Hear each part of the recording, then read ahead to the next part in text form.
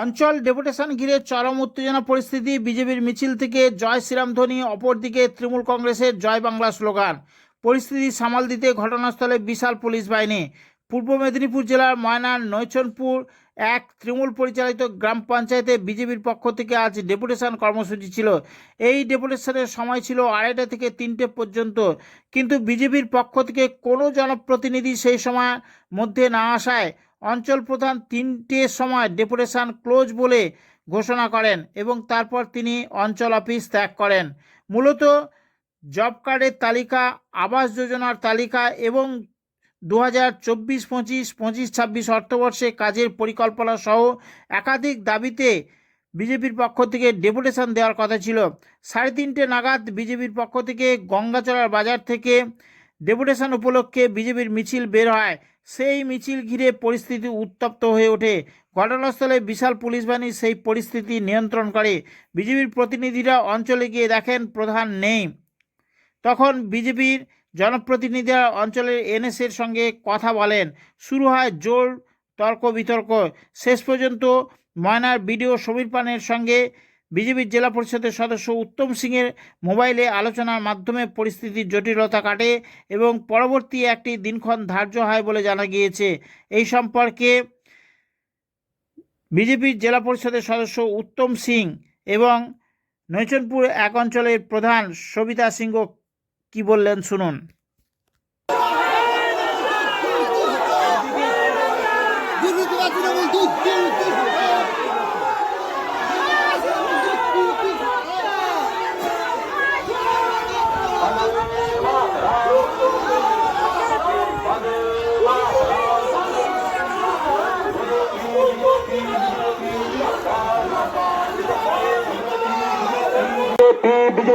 BJP জিন্দাবাদ। নৈচনপুর অঞ্চল BJP দিচ্ছে ডাক, তৃণমূল নিপাচ্চাক, তৃণমূল নিপাচ্চাক, নিপাচ্চাক। নৈচনপুর এক অঞ্চল বিজেপি দিচ্ছে ডাক, তৃণমূল নিপাচ্চাক। তৃণমূলের দুর্নীতির বিরুদ্ধে বিজেপি লড়ছে, লড়বে। তৃণমূলের দুর্নীতির বিরুদ্ধে বিজেপি লড়ছে, লড়বে।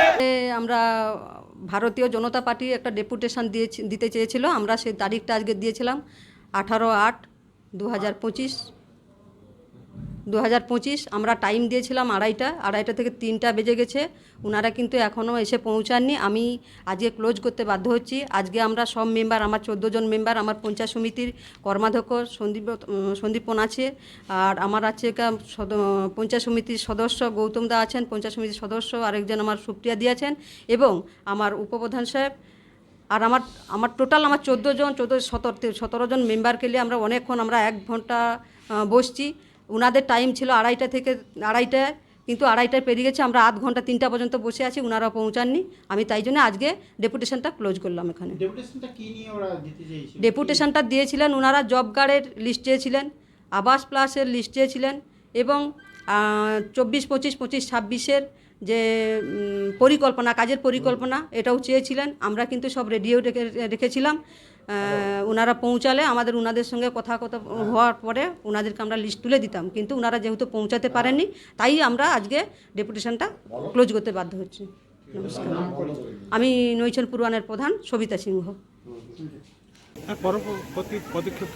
আজকে আমরা প্রতিনিধিমণ্ডলে এসেছি, আমাদের যারা নেতৃত্ব আছে, আমরা আমাদের বিডিও সাহেবের সঙ্গে আলোচনা করার ফোনে কথা বলছি। উনি বলছে আর একটা ডেট আসুন। আরে ওনার ডেটেই আমরা এসেছি। বিডিও সাহেব বলছেন আজকে আপনি এটা ডেটের, আমরা ডেটের কপি দিলে ওনারা রিসিভ করার লোক নেই।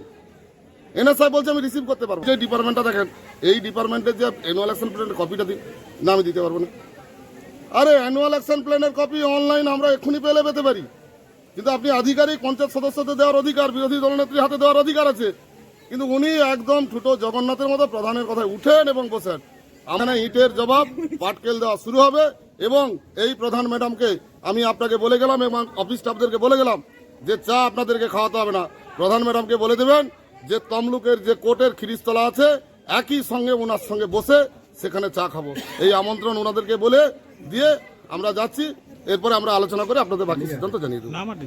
আমার নাম উত্তম সিং, আমি পূর্ব মেদিনীপুর জেলা পরিষদের সদস্য এবং ভারতীয় জনতা পার্টি ময়না মণ্ডল শ্রী সভাপতি।